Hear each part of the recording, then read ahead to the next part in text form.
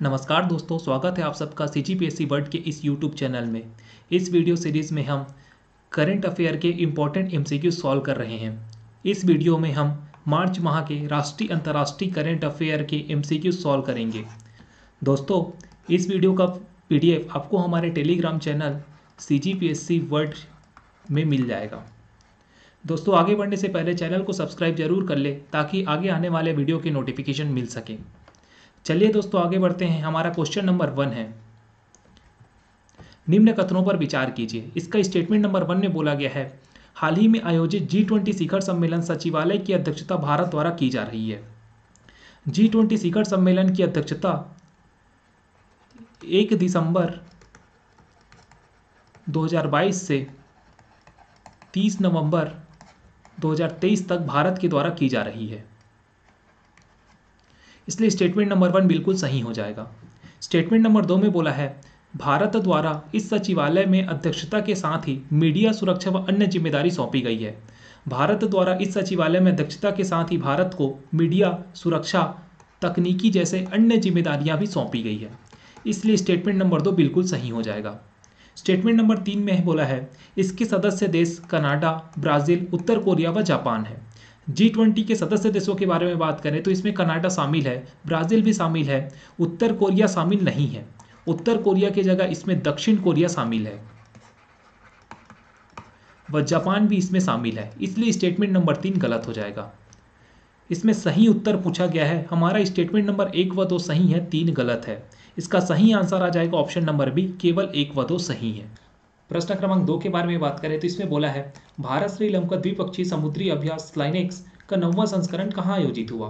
ए केरल में, बी विशाखापट्टनम में, सी गुजरात में और डी तेलंगाना में। स्लाइनेक्स के बारे में बात करें तो इसके 9वें संस्करण का आयोजन 2 चरणों में किया गया था। पहला चरण है बंदरगाह चरण, इसका आयोजन 7 से 8 मार्च को विशाखापट्टनम में किया गया था। इसके दूसरे चरण के बारे में बात करें तो सागर चरण का आयोजन 9 से 10 मार्च को बंगाल की खाड़ी में किया गया था।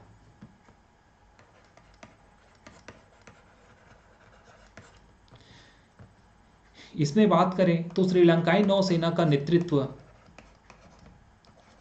SLNS सयुराला के द्वारा किया गया था, जबकि भारतीय नौसेना का नेतृत्व INS किट्च के द्वारा किया गया था। दोस्तों, इसलिए इसका सही आंसर आ जाएगा ऑप्शन नंबर बी, विशाखापट्टनम। स्लाइनेक्स का 9वां संस्करण का आयोजन विशाखापट्टनम में किया गया था। प्रश्न क्रमांक 3 में बोला है, निम्न कथनों पर विचार कीजिए। इसमें स्टेटमेंट नंबर 1 है, भारत जापान का 15वां शिखर सम्मेलन का आयोजन नई दिल्ली में हुआ। भारत जापान के बीच 15वां नहीं बल्कि 14वें शिखर सम्मेलन का आयोजन नई दिल्ली में किया गया है, इसलिए स्टेटमेंट नंबर 1 गलत हो जाएगा। स्टेटमेंट नंबर 2 में बोला है, दोनों देश अपने द्विपक्षीय राजनीतिक संबंधों का 70वीं वर्षगांठ मना रहे हैं। दोनों देश भारत तथा जापान अपनी राजनीतिक संबंधों का 70वीं वर्षगांठ मना रहे हैं, ये स्टेटमेंट बिल्कुल सही है। स्टेटमेंट नंबर 2 सही हो जाएगा। स्टेटमेंट नंबर 3 की बात करें तो इसमें बोला है, जापान के प्रधानमंत्री मिरवाइल मिसुस्टीन है। जापान के वर्तमान प्रधानमंत्री फूमियो किशिदा है, न कि मिरवाइल मिसुस्टीन, इसलिए स्टेटमेंट नंबर 3 भी गलत हो जाएगा। नीचे दिए गए कूट का सही उत्तर चुनिए, केवल स्टेटमेंट नंबर 2 सही है, 1 व 3 गलत है, इसलिए इसका सही आंसर हो जाएगा ऑप्शन नंबर बी, केवल 2। हमारे प्रश्न क्रमांक 4 में बोला है, वर्तमान में भारत के रेल मंत्री कौन है? ए पीयूष गोयल, बी अश्वनी वैष्णव, सी सुब्रमण्यम जयशंकर और डी हरिवंश नारायण। वर्तमान में भारत के रेल मंत्री है अश्वनी वैष्णव जी, इसका सही आंसर हो जाएगा option number b. Piyush Goyal के बारे में बात करें तो पीयूष गोयल वर्तमान में व्यापार, वाणिज्य तथा कपड़ा मंत्री है। सुब्रमण्यम जयशंकर के बारे में बात करें तो ये वर्तमान में भारत की विदेश मंत्री हैं। हरिवंश नारायण के बारे में बात करें तो ये वर्तमान में राज्यसभा के उपसभापति के पद पर आसीन हैं। दोस्तों हमारा प्रश्न क्रमांक 6 है, हाल ही में राष्ट्रीय सुपर कंप्यूटिंग मिशन के तहत रुड़की में पेस्टाकेल सुपर कंप्यूटर स्थापित किया गया, जिसका नाम क्या है? ए परम, बी परम गंगा, सी परम 30 और डी परम भारती। रुड़की में स्थापित पेस्टाकेल सुपर कंप्यूटर का नाम है परम गंगा। इसका सही आंसर हो जाएगा ऑप्शन नंबर बी। भारत के अन्य सुपर कंप्यूटर के बारे में बात करें तो इसमें शामिल है, पहला परम सिद्धि, दूसरा मिहिर। भारत के अन्य सुपर कंप्यूटर है प्रत्यूष और आदित्य। इसमें से परम सिद्धि के बारे में बात करें तो यह वर्तमान में भारत का सबसे तेज सुपर कंप्यूटर है। भारत के पहले सुपर कंप्यूटर के बारे में बात करें तो उसका नाम है परम 8000। इसका सही आंसर हो जाएगा ऑप्शन नंबर बी परम गंगा। हमारा प्रश्न क्रमांक 7 है, अंतर्राष्ट्रीय महिला दिवस 2022 का थीम क्या था? A gender equality today for a sustainable tomorrow, B transform women's line, C women in the changing world of work और D think equal, build smart और इनोवेट फॉर चेंज। अंतर्राष्ट्रीय महिला दिवस 2022 का थीम था gender equality today for a sustainable development. इसका सही आंसर आ जाएगा ऑप्शन नंबर ए। प्रश्न क्रमांक 8 में बोला गया है, पार्कर सोलर प्रोब के बारे में निम्न कथनों पर विचार कीजिए। इसका स्टेटमेंट नंबर 1 है, यह सूर्य को छूने वाला दुनिया का पहला अंतरिक्ष यान था। पार्कर सोलर प्रोब नासा के द्वारा छोड़ा गया पहला अंतरिक्ष यान है जिसने सूर्य को छुआ है, इसलिए इसका स्टेटमेंट नंबर 1 बिल्कुल सही है। स्टेटमेंट नंबर 2 में बोला है, नासा ने अपना पार्कर सोल प्रोब अंतरिक्ष यान 12 अगस्त 2020 को लॉन्च किया था। नासा ने अपना पार्कर सोल प्रोब अंतरिक्ष यान 12 अगस्त 2020 नहीं बल्कि 12 अगस्त 2018 को लॉन्च किया था, इसलिए स्टेटमेंट नंबर 2 गलत हो जाएगा। इसमें सही उत्तर चुनिए बोला गया है कि इसका केवल स्टेटमेंट नंबर 1 सही है। इसका सही आंसर हो जाएगा ऑप्शन नंबर 1 केवल 1। दोस्तों प्रश्न क्रमांक 9 में बोला गया है, हाल ही में राष्ट्रपति ने प्रतिष्ठित राष्ट्रपति निशान किसे प्रदान किया? राष्ट्रपति निशान के बारे में बात करें तो राष्ट्रपति निशान को शांति और युद्ध दोनों स्थिति में किसी सैन्य इकाई द्वारा राष्ट्र के लिए की गई असाधारण सेवा के सम्मान में प्रदान किया जाता है। ए INS वसुंधरा, बी मेघा भागरेकर, सी वसुंधरा देवसेना और डी सुचिता बनर्जी। INS वसुंधरा को हाल ही में राष्ट्रपति निशान प्रदान किया गया है। इसका सही आंसर हो जाएगा option number A INS Vasundhara. प्रश्न क्रमांक 10 में बोला गया है, सरिस्का टाइगर रिजर्व कहाँ है? ए मेघालय, बी मध्य प्रदेश, सी राजस्थान और D Gujarat. Sariska tiger reserve के बारे में बात करें तो ये राजस्थान में स्थित है। इसका सही आंसर हो जाएगा ऑप्शन नंबर सी राजस्थान। प्रश्न क्रमांक 11 में बोला है, निम्न में से सही कथन को पहचानिए व उत्तर दीजिए। इसका स्टेटमेंट नंबर 1 में बोला गया है, चिल्का एशिया का सबसे बड़ा व विश्व का दूसरा सबसे बड़ा लैगून झील है।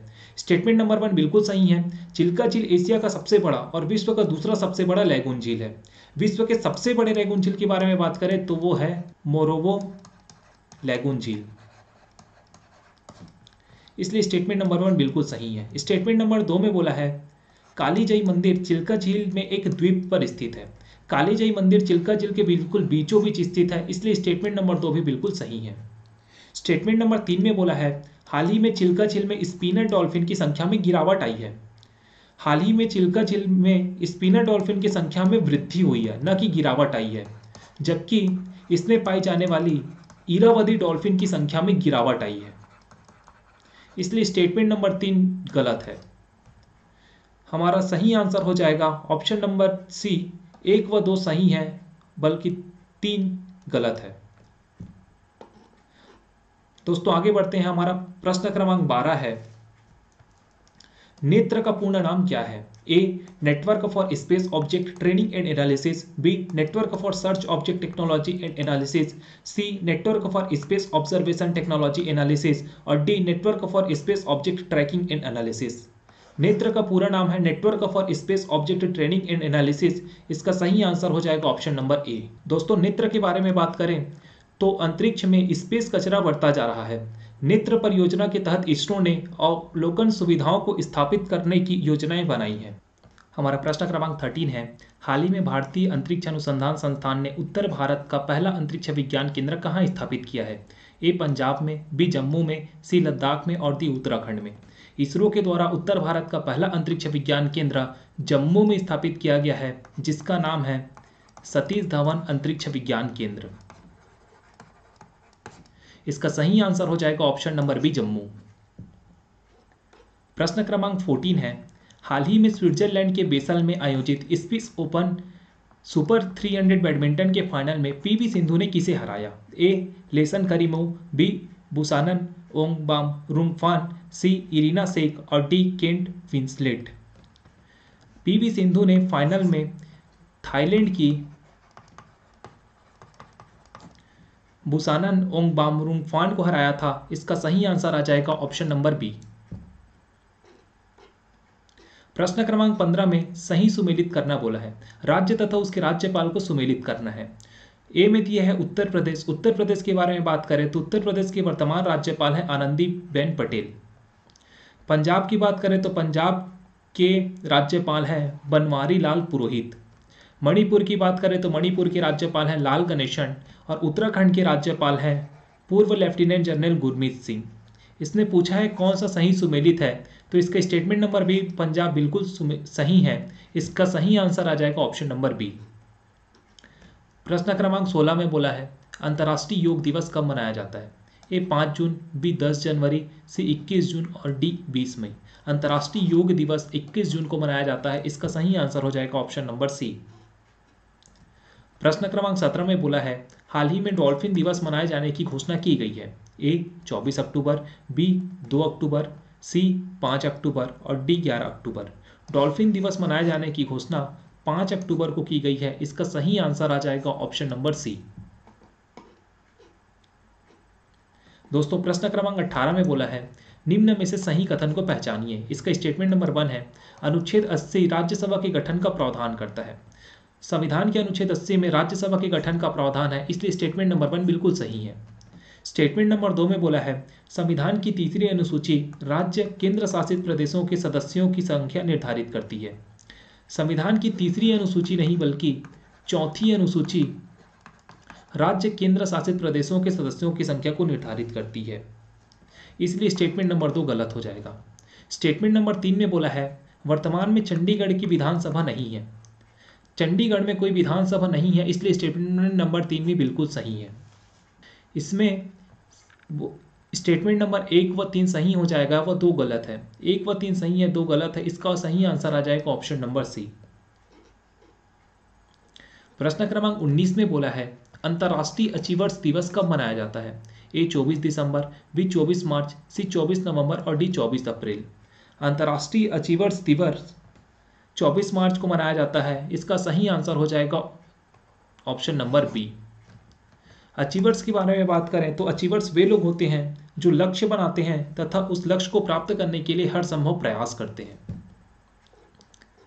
हमारा प्रश्न क्रमांक 20 है स्टॉकहोम जल पुरस्कार 2022 निम्नलिखित में से किसे दिया गया?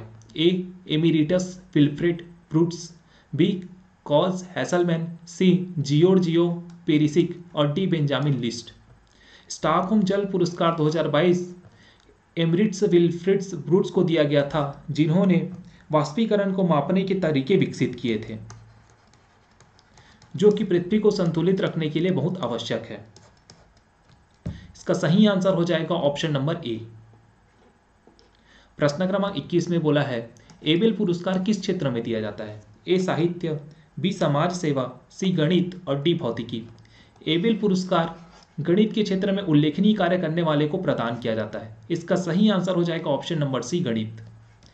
एबेल पुरस्कार के बारे में बात करें तो वर्ष 2022 का एबेल पुरस्कार अमेरिकी गणितज्ञ डेनिस पार्नेल सुलिवन को प्रदान किया गया था। दोस्तों प्रश्न क्रमांक 23 के बारे में बात करें तो इसमें बोला है जीआई टैग के बारे में निम्न कथनों पर विचार कीजिए। इसका स्टेटमेंट नंबर 1 है geographical indication tag GI tag को पृथ्वी विज्ञान मंत्रालय द्वारा जारी किया जाता है। जीआई टैग को पृथ्वी विज्ञान मंत्रालय के द्वारा नहीं बल्कि उद्योग और व्यापार मंत्रालय के द्वारा जारी किया जाता है, इसलिए स्टेटमेंट नंबर 1 गलत है। स्टेटमेंट नंबर 2 में बोला है जीआई टैग का अधिकार मिलने के पश्चात यह 20 वर्षों तक मान्य होता है।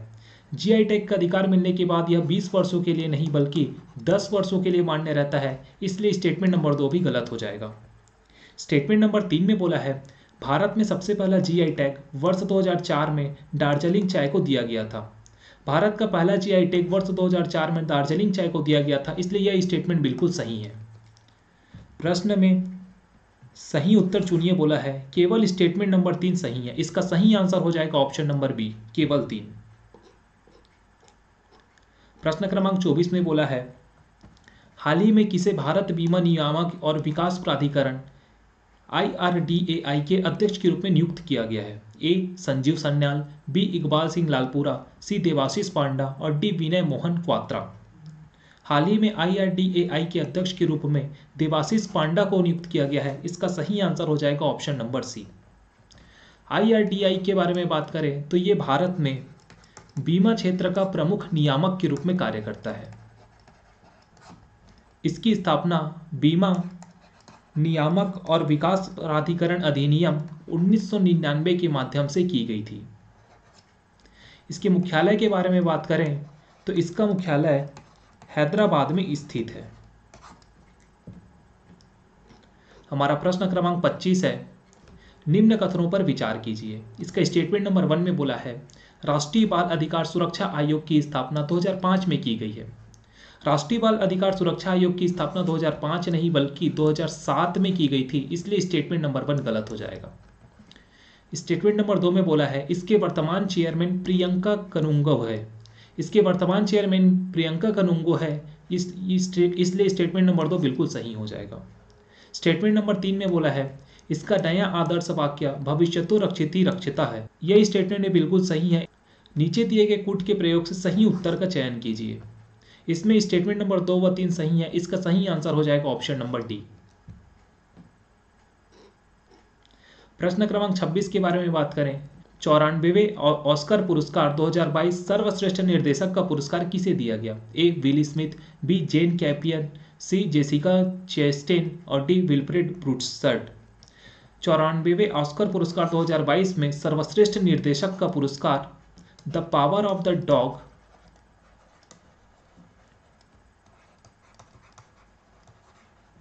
के लिए जेन कैपियन को दिया गया था। इसका सही आंसर आ जाएगा ऑप्शन नंबर बी। हमारा नेक्स्ट क्वेश्चन है, प्रश्न क्रमांक 27 में बोला गया है हाल ही में महिला सशक्तिकरण और लैंगिक समानता के लिए संयुक्त राष्ट्र संघ को भारत द्वारा कितनी राशि का योगदान किया गया? A 10 lakh dollar, B 15 lakh dollar, C 5 lakh dollar और डी 20 लाख डॉलर। हाल ही में यूएनओ द्वारा भारतीय महिला सशक्तिकरण और लैंगिक समानता के लिए भारत को 5 लाख डॉलर का योगदान किया गया था। इसका सही आंसर आ जाएगा ऑप्शन नंबर सी। प्रश्न क्रमांक 28 में बोला गया है फास्टर का पूर्ण नाम क्या है? A fast and secure transmission of electronic record, B fast and supreme translate of electronic record, C full and secure transmission of electronic resolution और D full and supreme transformation of electronic record. FASTER का पूरा नाम है fast and secure transmission of electronic records. इसका सही answer हो जाएगा option number A. Faster की सहायता से अदालत के फैसलों को इलेक्ट्रॉनिक तरीके से तेजी से भेजा जा सकता है और उस पर तुरंत रिहाई की कार्यवाही हो सकेगी, इसलिए इसका सही आंसर हो जाएगा ऑप्शन नंबर ए। प्रश्न क्रमांक 29 के बारे में बात करें तो ICZ के बारे में निम्न कथनों पर विचार कीजिए। इसका स्टेटमेंट नंबर 1 है international court of justice United nation एक प्रिंसिपल ऑर्गन है। स्टेटमेंट नंबर 1 बिल्कुल सही है। International court of justice United nation का यूएन का एक प्रिंसिपल ऑर्गन है, इसलिए स्टेटमेंट नंबर 1 बिल्कुल सही होगा। स्टेटमेंट नंबर 2 में बोला है इस संस्थान की स्थापना 1942 में हुई थी। ICZ की स्थापना 1942 नहीं बल्कि 1945 में की गई थी, इसलिए स्टेटमेंट नंबर 2 गलत हो जाएगा। स्टेटमेंट नंबर 3 में बोला है इसका मुख्यालय ब्राजील में है। ICZ का मुख्यालय हेग नीदरलैंड में स्थित है, न कि ब्राजील में, इसलिए स्टेटमेंट नंबर 3 भी गलत हो जाएगा। इसमें सही उत्तर पूछा गया है, इसका सही आंसर हो जाएगा ऑप्शन नंबर ए, केवल 1। प्रश्न क्रमांक 30 में बोला है CBDC का पूर्ण नाम क्या है? A central bank digital currency, B central board digital currency, C cost based digital currency और D central bank deposit currency. CBDC का पूर्ण नाम है सेंट्रल बैंक डिजिटल करेंसी। इसका सही आंसर हो जाएगा ऑप्शन नंबर ए। दोस्तों, इस वीडियो में हमने मार्च माह के राष्ट्रीय अंतर्राष्ट्रीय करंट अफेयर के 30 एमसीक्यू सॉल्व किए। मार्च माह के राष्ट्रीय अंतर्राष्ट्रीय के आगे के एमसीक्यूज हम लोग नेक्स्ट वीडियो में सॉल्व करेंगे। तब तक के लिए थैंक यू।